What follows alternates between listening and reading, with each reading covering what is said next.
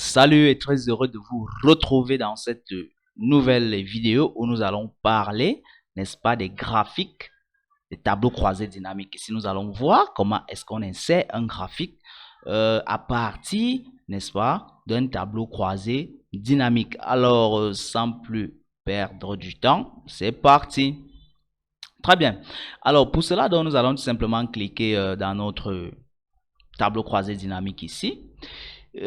Si vous ne savez pas comment créer un tableau croisé dynamique, il y a une vidéo qui a déjà été publiée à cet effet. Donc, vous pouvez regarder la description. Vous pouvez regarder le lien en bas de la description. Donc, comment est-ce que je vais donc créer mon tableau croisé dynamique? Il faut comprendre que le tableau croisé dynamique ici sera différent d'un simple tableau comme ici, n'est-ce pas? Il sera différent si nous venons ici et que nous voulons insérer un tableau croisé dynamique ici, insérer un graphique, parlons de graphique. Je vais venir simplement ici et dire que je veux ce graphique-ci. Et vous voyez que le graphique, qu'est-ce qui se passe? Le graphique est totalement vide parce que le graphique ne sait pas qu'est-ce que je vais utiliser comme donnée en fait. Donc, il est totalement perdu, il n'y a rien à utiliser comme donnée, prend tout et ainsi de suite, ainsi de suite. Par contre, lorsque nous allons partir dans notre TCD, déjà que nous avons les deux parties, l'abscisse et les ordonnées qui sont déjà là, j'ai les en tête ici et j'ai ici et à l'intérieur j'ai les valeurs. Il reconnaît tout ça automatiquement. Donc, une fois que je pars dans analyse, je pars dans tableau graphique croisé dynamique. Désolé parce que le mot tableau ne fait que revenir à tout moment. Graphique croisé dynamique, d'accord? Je clique sur graphique croisé dynamique et là j'ai la possibilité de choisir le graphique dont j'en ai besoin. Vous avez toutes les différents graphiques qui existent, qui sont là et que vous avez la possibilité, n'est-ce pas, de pouvoir utiliser. Tous ces graphiques sont là. Donc, nous, on va travailler avec les histogrammes. Et là également, à chaque graphique, vous avez la possibilité de travailler en 3D, en 2D. Donc, vous avez toutes les possibilités et tous les choix possibles. Moi, je vais prendre la première proposition et je vais valider.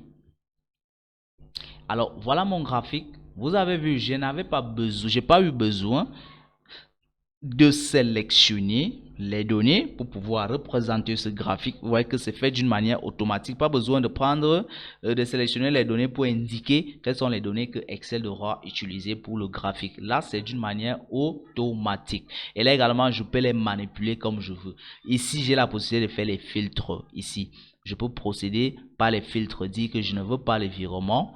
Je ne veux non plus les TIP, je veux simplement le chèque. Je valide et là, vous avez simplement le chèque. N'est-ce pas? Donc, j'ai vraiment toutes ces possibilités-là de pouvoir manipuler les données directement. Là, on dit nous sommes sur les noms. Peut-être je ne veux pas tel nom. Je ne veux pas peut-être voir. Je vais laisser peut-être seulement deux noms. N'est-ce pas? Je décoche les autres noms. Je valide. Et là, je reste uniquement avec deux noms. Donc, j'ai vraiment j'ai toutes ces possibilités-là de pouvoir présenter mon graphique comme je le veux, même les échéances également.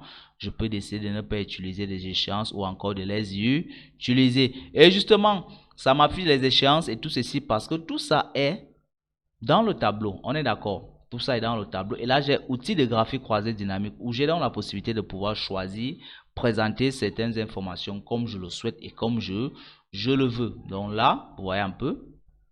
J'ai toutes ces informations là que je peux facilement la sélection des données, je peux modifier le type de graphique, je peux intervertir les lignes et les colonnes. Si je clique là, vous voyez que les lignes partent en bas, les colonnes, ainsi de suite. Donc je peux vraiment jongler entre ces informations là comme je veux, ou encore de choisir un modèle de tableau. Si peut-être le modèle qui est là me plaît pas, je peux choisir un modèle de graphique. Désolé, oh là là. Je peux choisir un modèle de graphique, n'est-ce pas? En fonction, parmi les différents modèles qui me sont proposés, je peux prendre un modèle qui m'intéresse, n'est-ce pas? Donc, je peux également choisir les couleurs, choisir tout ça, modifier mon tableau croisé ou ajouter les éléments dans mon tableau croisé dynamique. Alors, ajouter les éléments, je vois par exemple si je n'ai pas de texte, je n'ai pas le titre, je vous l'ai dit, je n'ai pas le titre de mon graphique. Alors, je peux simplement venir ici à plus et étant ici dans plus, j'ai, n'est-ce pas, la manipulation de du graphique choisi. Est-ce que je veux un titre? Est-ce que je veux est-ce que je veux la table de données? Est-ce que je veux les étiquettes? Est-ce que je veux le quadrillage? Ainsi de suite. Alors, si vous voulez connaître comment on manipule un graphique, il y a également toute une formation qui a été proposée à cet effet pour la manipulation des graphiques.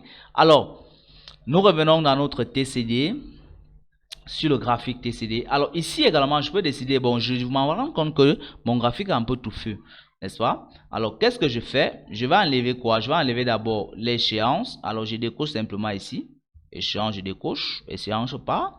Je vais également enlever les moyens de paiement ici. Bon, est-ce que non, je laisse les moyens de paiement.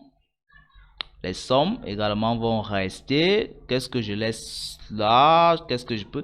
Donc, si je me mets peut-être à décocher les éléments comme ça, je décoche ici. Vous voyez que je reste là avec la somme, n'est-ce pas?